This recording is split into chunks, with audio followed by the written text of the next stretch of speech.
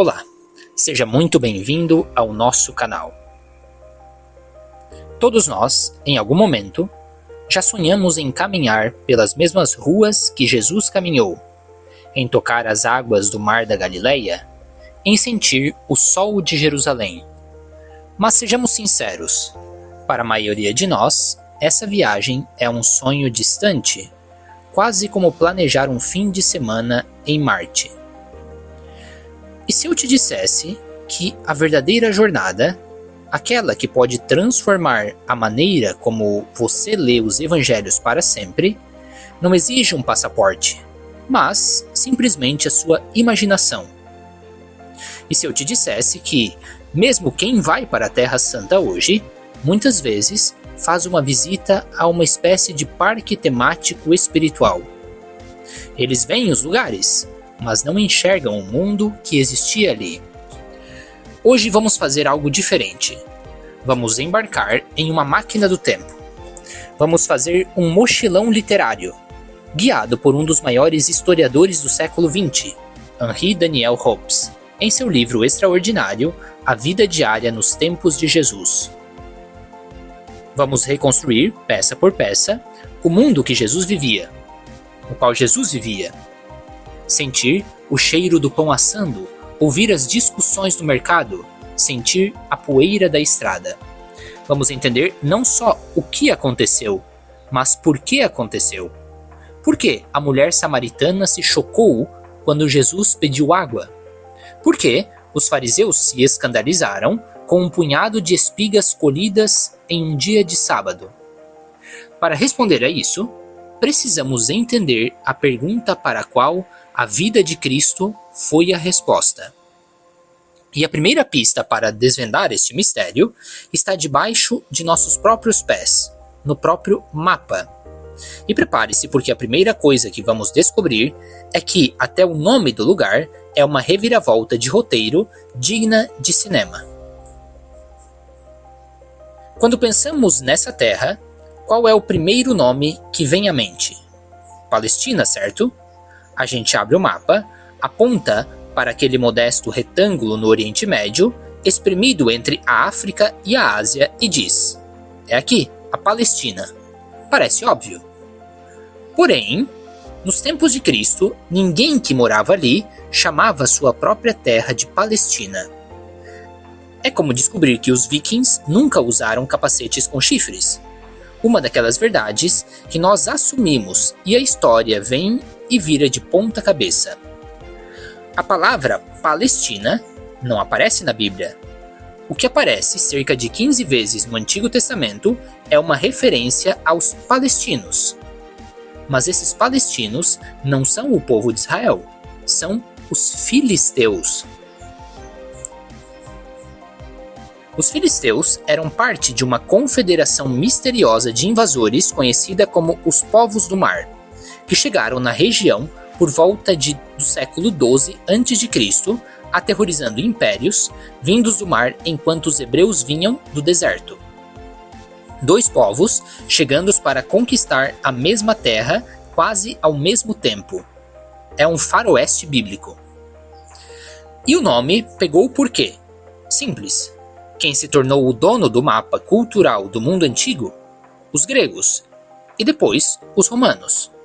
E quando os comerciantes gregos chegavam de barco, eles atracavam nos portos da costa, a terra dos filisteus. Eles não estavam nem aí para a teologia das montanhas do interior. Eles negociavam com o povo da praia. E como quem nomeia o todo pelo nome da parte que conhece, eles passaram a chamar toda aquela região de Palestine. Então, por uma ironia cósmica da história, a Terra Prometida, a Terra Santa, acaba sendo batizada pelo mundo com o nome dos seus maiores inimigos. É como se a base dos Vingadores fosse mundialmente conhecida como a Toca do Thanos. Isso já nos ensina uma lição brutal sobre a história. Muitas vezes, a sua identidade é definida por quem está de fora, olhando para você. Ok, se eles não chamavam a própria terra de Palestina, qual era o nome que eles usavam? Agora, saímos do mapa dos gregos e entramos no mapa da alma judaica. Eles tinham vários nomes, e cada um era uma chave que abria uma porta diferente do coração. Em contextos solenes históricos, eles diziam terra de Canaã. E aqui temos a mesma ironia. Os cananeus também foram inimigos, os povos que já viviam ali e que os israelitas, liderados por Josué, tiveram que conquistar. Então, por que usar o nome do inimigo de novo? Aqui, Daniel Hobbes nos dá uma sacada genial. Chamar a terra de Canaã não era um ato de masoquismo histórico. Era uma declaração de fé. Era dizer a cada vez que pronunciavam a palavra: essa terra, que um dia foi dos cananeus, agora é nossa. E ela é nossa não porque somos os mais fortes, mas porque Deus nos deu. Nós a conquistamos sob a promessa divina. É um nome de triunfo, um troféu verbal que reconta a história do Êxodo em uma só palavra. Mas eles tinham nomes mais íntimos, nomes de amor.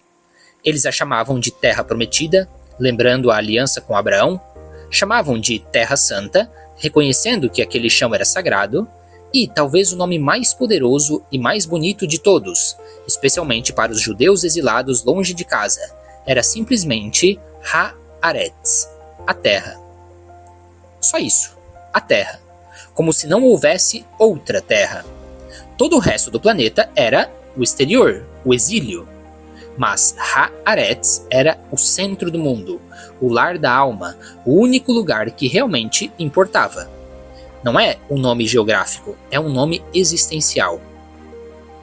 E que tamanho tinha a terra na mente deles? Bom, a memória de ouro era a do reino de Salomão. A expressão que definia o país de ponta a ponta era de Dan a Berseba. Era o do Oiapoque ao Chuí deles. Mas mesmo no seu auge, a gente precisa ter uma noção de escala. A Terra Santa inteira é menor do que o estado de Sergipe.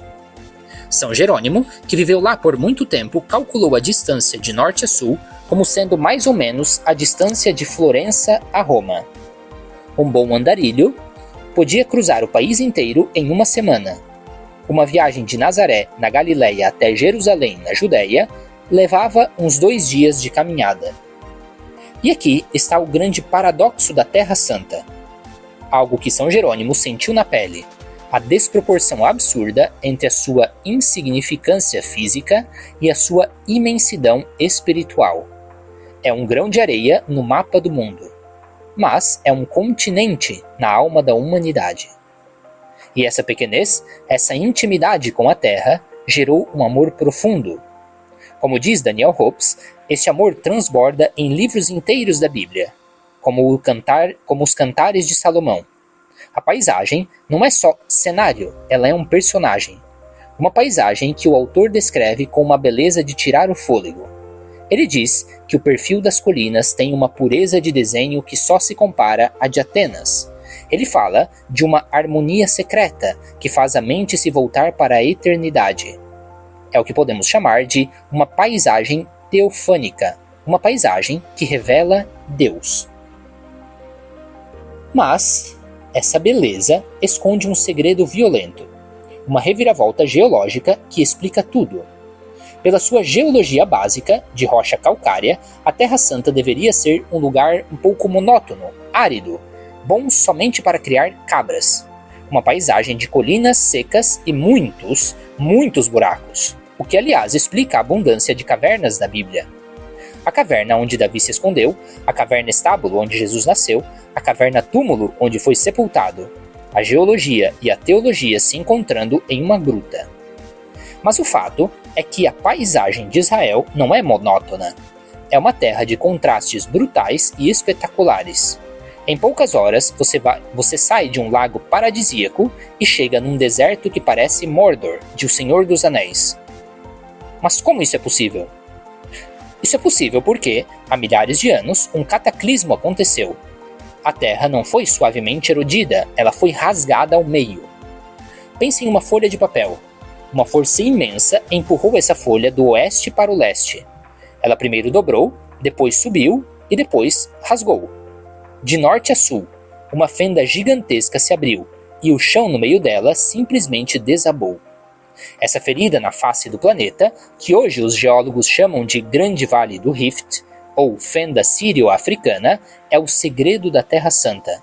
Ela criou uma estrutura única no mundo, dividindo o país em 4 zonas perfeitamente paralelas, 4 mundos completamente diferentes, lado a lado. Zona 1, a oeste, a planície costeira, reta, arenosa, aberta ao mar Mediterrâneo. Sempre foi a porta de entrada para estrangeiros, comerciantes, invasores. A terra dos filisteus, dos gregos, dos romanos. A zona cosmopolita. Zona 2, subindo um pouco. A Chefalá, uma região de colinas baixas e férteis, onde o trigo crescia farto. O palco das aventuras de Sansão. Zona 3, o Coração, a Cordilheira Central.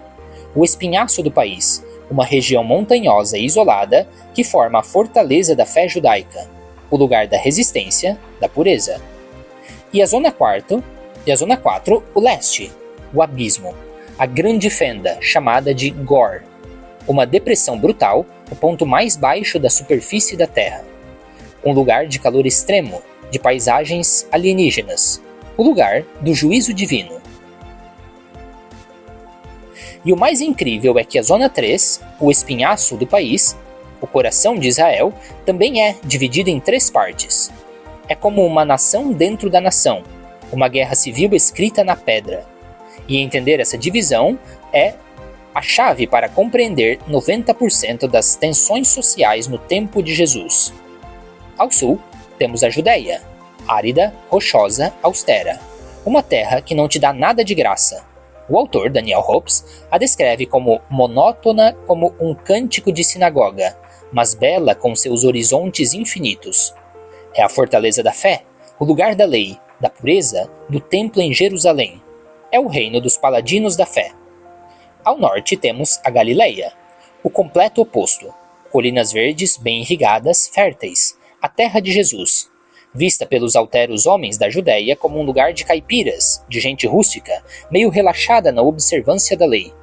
Um povo misturado com estrangeiros, a periferia. E espremida entre as duas, como uma encruzilhada, temos a Samaria, um lugar de passagem, de contatos, de mistura, e por isso mesmo era o lugar mais odiado pelos judeus da Judéia. Para eles, os samaritanos eram parentes que traíram a família, hereges que misturaram o sangue e a fé. A hostilidade era visceral. Agora podemos entender o choque da mulher do poço. Jesus, um galileu, já suspeito, falando com uma samaritana, uma herege. Na Judéia, o centro da pureza. Ele estava quebrando 3 barreiras geográficas, culturais e teológicas com um simples pedido: dá-me de beber. O conflito já estava escrito no mapa. E Jesus nasceu e viveu no epicentro dessas tensões.